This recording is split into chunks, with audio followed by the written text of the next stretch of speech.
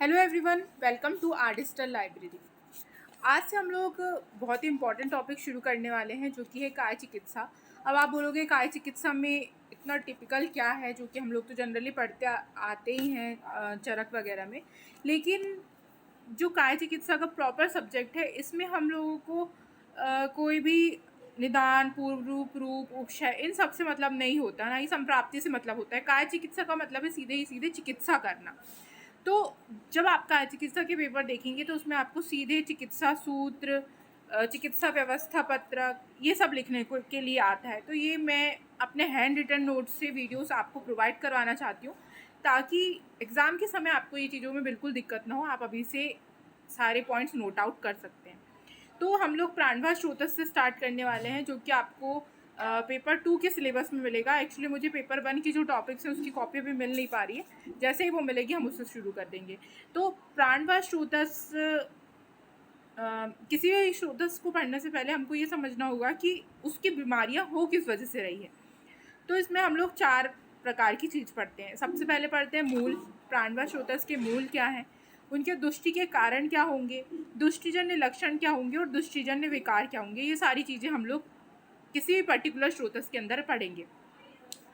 तो प्राणभाष स्रोतस के मूल होते हैं हृदय और महास्रोतस, और इसके दुष्टि के कारण जो होते हैं वो होते हैं धातु क्षयजन, यानी किसी भी प्रकार से धातु क्षय हुई तो प्राणभाष स्रोतस में दुष्टि होगी। वेगों का धारण करने पे, अति व्यायाम का सेवन करना, रुक्ष पदार्थों का सेवन करना और अति क्षुधा, यानी बहुत ज़्यादा मात्रा में भूखे रहने से प्राणभाष स्रोतस की दुष्टि हो जाती है। मेरे पास अभी स्लाइड्स बनाने का या फिर बोर्ड में समझाने का टाइम नहीं है, इसलिए मैं अपने हैंड रिटन नोट से वीडियो बना देती हूँ, ताकि आप लोगों को भी हेल्प हो और मेरा भी टाइम थोड़ा बच जाए। और आगे हम देखते हैं प्राणभाष स्रोतस की दुष्टि के लक्षण क्या मिलेंगे। अभी हमने देख लिया दुष्टि के कारण क्या होते हैं, दुष्टि के लक्षण क्या होंगे। तो श्वास वेग अधिक बढ़ जाना या कभी कम होना। प्राणवायु की बात है तो श्वास का वेग बहुत ज़्यादा या तो बढ़ेगा या कम हो जाएगा। उच्छ्वास का अल्प निकलना, श्वास में अवरोध होना और सशूल यानी दर्द के साथ और शब्द के साथ श्वास का होना, जिसको हम अस्थमा के नाम से भी जानते हैं। अब दुष्टिजन्य विकार क्या होते हैं। तो प्राणभाष स्रोतस की दुष्टि में इतने सारे रोग हमको देखने को मिलते हैं जो कि हमारे सिलेबस में भी इंक्लूडेड हैं। जैसे हिक्का, जिसको हिकअप्स बोलते हैं, श्वास यानी डिस्निया, कास यानी ब्रोंकाइटिस, पार्श्वशूल यानी लेटरल चेस्ट पेन, राजक्षमा यानी ट्यूबरक्लोसिस, छतछीन, स्वर भेद और हृदय आदि रोग। अब हमारा मेन पार्ट शुरू होता है, जो कि है हिक्का श्वास की चिकित्सा। अब आप बोलोगे, क्योंकि जितने भी मैंने टॉपिक है इससे रिलेटेड, निदान, पूर्व रूप, ये सब हम रोग निदान में पढ़ते हैं, जिसकी वीडियोस भी ऑलरेडी चैनल में अवेलेबल है। लेकिन यदि आप फाइनल ईयर के स्टूडेंट हो तो आपको चिकित्सा सूत्र जो है मेन इंपॉर्टेंट होता है। तो हिक्का श्वास की चिकित्सा का चिकित्सा सूत्र है, ये वाला श्लोक आपको याद करना है। मैं जितने भी श्लोक इन वीडियो में बताऊँगी आपको उसको याद करना है। हिक्का श्वास अर्दितम स्निग्धिर आदो स्वेद उपचारेत आक्तम लवणम तैलेन नाड़ी प्रस्तर संकरे। देखिए, हिक्का श्वास अर्दितम स्निग्धिर आदो स्वेद उपचारेत, यानी इसी तरीके से आपको एग्जाम में भी लिख के आना है, और जितना मैं कंटेंट प्रोवाइड करा रही हूँ इतना 5 मार्क्स के लिए सफिशिएंट है। तो इसका चिकित्सा सूत्र कहता है हिक्का श्वास अर्दितम। यहाँ का अर्दित का मतलब होता है बोध, यानी हिक्का श्वास दोनों में हम स्निग्धर आदो स्वेद उपचारित, सबसे पहले स्निग्ध आदो यानी स्नेहन चिकित्सा पहले करते हैं, उसके बाद स्वेद उपचार करते हैं। आक्तम लवणम तैलेन नाड़ी प्रस्तर संकरे।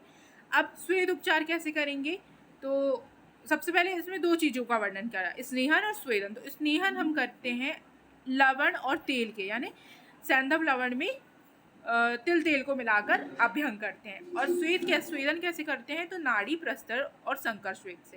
तो इस तरीके से आपको लिखना है। सबसे पहले हमें निदान परिवर्जन करना है। तो किसी भी व्याधि की चिकित्सा में पहला पॉइंट आएगा निदान परिवर्जन करना। दूसरा पॉइंट आता है स्नेहन अभ्यंग, यानी सैंधव लवण प्लस तिल तेल से उरा प्रदेश पर अभ्यंग करना है। हम चिकित्सा सूत्र को ही डिफाइन कर रहे हैं। देन नेक्स्ट पॉइंट आता है स्वेदन। तो हम लोग श्लोक पे बता चुके हैं, नाड़ी प्रस्तर और संकर स्वेद का प्रयोग करते हैं। इसके अलावा वमन कर्म करवा सकते हैं। तो स्नेहन स्वेदन के बाद हम वमन कर्म भी हिक्का श्वास में करवा सकते हैं। धूमपान, तो वमन के बाद भी श्रोतस में लीन दोष के लिए धूमपान करते हैं। एक प्रकार से सीक्वेंस है कि हमें स्नेहन कराना है, स्वेदन कराना है, स्वेदन के बाद वमन कर्म कराना है, वमन कर्म के बाद धूमपान कराना है, उसके बाद हमें वात अनुलोमक, कफ वात शामक आहार विहार का और औषध का प्रयोग करना। देन संशोधन चिकित्सा कैसे करते हैं, तो ऊपर ही हमें संशोधन चिकित्सा का वर्णन किया। आपको ये पूरे के पूरे पॉइंट्स ध्यान रखने हैं कि सबसे पहले हमने चिकित्सा सूत्र लिखा, उसे एक्सप्लेन करके आए, देन संशोधन चिकित्सा लिखा। संशोधन चिकित्सा में हम फिर से वही पॉइंट्स बताएंगे कि स्नेहन, स्वेदन, उसके बाद वमन, फिर नस्यकर्म और धूम्रपान हम कर रहे हैं।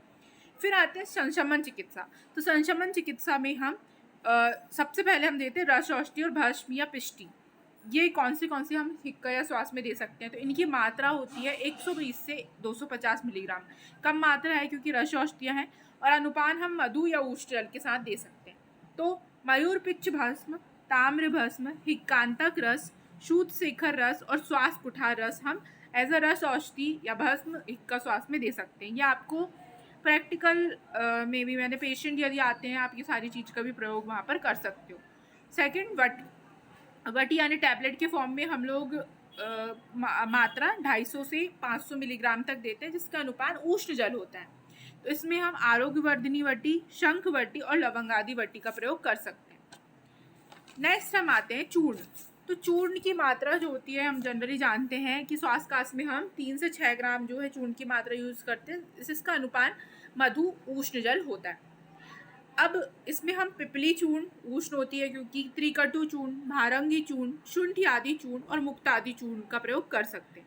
मुक्तादि चूर्ण इंपॉर्टेंट है, इसके बारे में कहा गया है कि इसके सेवन से जल्दी गया श्वास जो रोग जो है वो नष्ट हो जाते हैं।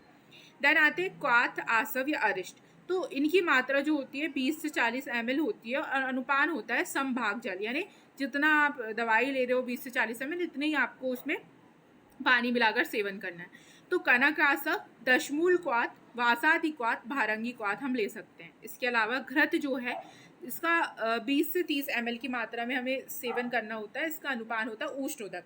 तो दशमूल आदि घृत, पिपली घृत और मनाशिलादि घृत, वासा घृत, इनका प्रयोग हम हिक्का श्वास में कर सकते हैं।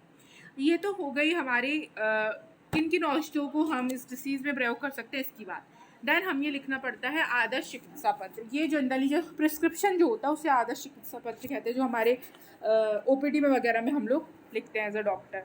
तो आदर्श चिकित्सा पत्र में ये जो ऊपर का कंटेंट था ये आपके नॉलेज के लिए था, लेकिन यदि कोई पेशेंट आएगा तो हम उसको इतनी सारी चीज़ तो लिखेंगे नहीं, उसको एक कॉम्बिनेशन बना के प्रिस्क्रिप्शन लिखा जाता है। तो ये भी पेपर में आता है आदर्श चिकित्सा पत्र।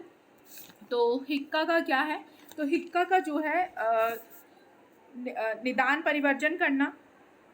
पहला पॉइंट हम ऐसा लिखेंगे, बताते हैं पेशेंट को कि जो जो चीज़ आपका आप सेवन कर रहे हो, यदि आप ठंडा पानी पी रहे हो जिस वजह से आपको हिक्का हो रहा है, कूलर पंखी के सामने सो रहे हो, AC के सामने सो रहे हो, तो जो जो चीज़ें आप ऐसी कर रहे हो तो उसका पहले आप बंद कर दो।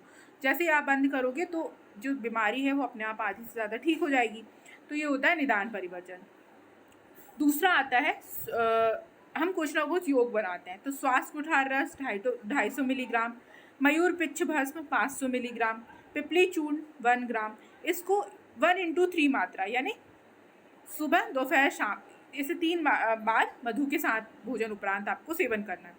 देन आरोग्यवर्धिनी वटी लेनी है 2-2-2, यानी 2 सुबह 2 शाम 2 दोपहर जल से। देन हरीत की चूर्ण लेना है आपको 3 ग्राम रात्रि में सोते समय उष्ण जल से। इसके बाद दशमूलारिष्ट जो कि 20 ml लेना है 2 बार समभाग जल से भोजन के बाद। नस्य सैंधव लवण या सुखोष्ण घृत से 4-4 बूंद आवश्यकता अनुसार दे सकते हैं।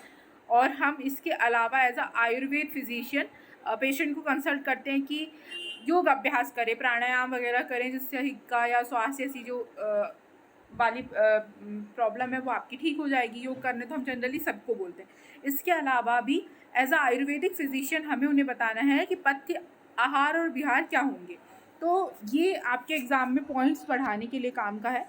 आहार होगा मृदु एवं स्निग्ध भोजन, पुराना गेहूँ, जौ, साठी चावल, मूंग, बिजोरा, नींबू, कपित्त, परवल, मूली, लहसुन, गोदिग्ध, उष्ण जल, उष्ण घृत आदि।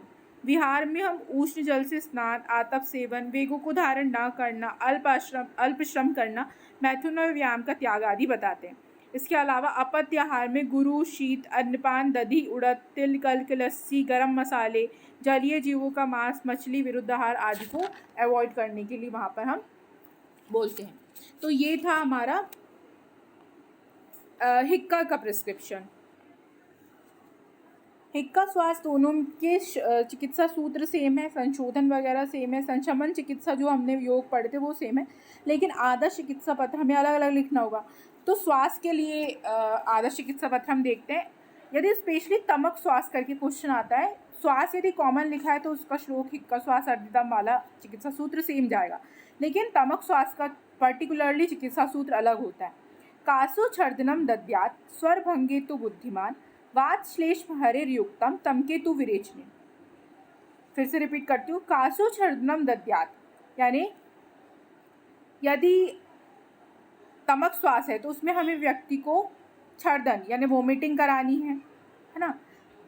वात श्लेष हरिर्युक्तम तमके तु विरेचनम, और वात श्लेष द्रव्यों का प्रयोग करते हुए तमक श्वास में विरेचन आदि देना होता है। तो ये इसकी मीनिंग हो गई। इसमें हम यदि प्रिस्क्रिप्शन लिखेंगे, आदर्श चिकित्सा पत्र लिखेंगे, तो सबसे पहले निदान परिवर्जन बताएंगे, जैसे कि मैं पहले ही बता चुकी हूँ। इसमें श्वास कुठार रस 250 मिलीग्राम, महालक्ष्मी विलास रस, श्वास काश चिंतामणि रस, नागार्जुनाभ्र रस, टंकण जो कि 250 मिलीग्राम देते हैं, ताली आदि चूर्ण, इसका हमें पूरा योग बनाना है, कॉम्बिनेशन बनाना है, जिसको 1:3 यानी सुबह दोपहर शाम मधु से भोजन उपरांत दे सकते हैं। इसके अलावा लवंग आदि वटी 1 गोली दिन में 4 बार चूसने के लिए देनी है। हरीत के चूर्ण 5 ग्राम रात्रि में सुकोष्ठ जल से देना है, क्योंकि इसमें आम की वजह से भी हिक्का श्वास की प्रॉब्लम आ सकती है। कनक आसा देना है 20 ml संभाग जल से 1:2 प्रातः सायं। फिर हरिद्राखंड या तो व्याघ्री हरित के अवलेह हम दे सकते हैं। हरिद्राखंड 10 से 20 ग्राम दूध से, या व्याघ्री हरित के अवलेह 5 ग्राम रात्रि में सुकोष्ठ जल से। कुंभक प्राणायाम करने को बोलते हैं, जो कि स्वास्थ्य के लिए स्पेशली अस्थमा के लिए बहुत ज़्यादा हेल्पफुल है, और निर्दिष्ट पथ्यपथ का पालन करें, जो कि हम प्रीवियसली हिक्का में पढ़ के आए हुए हैं।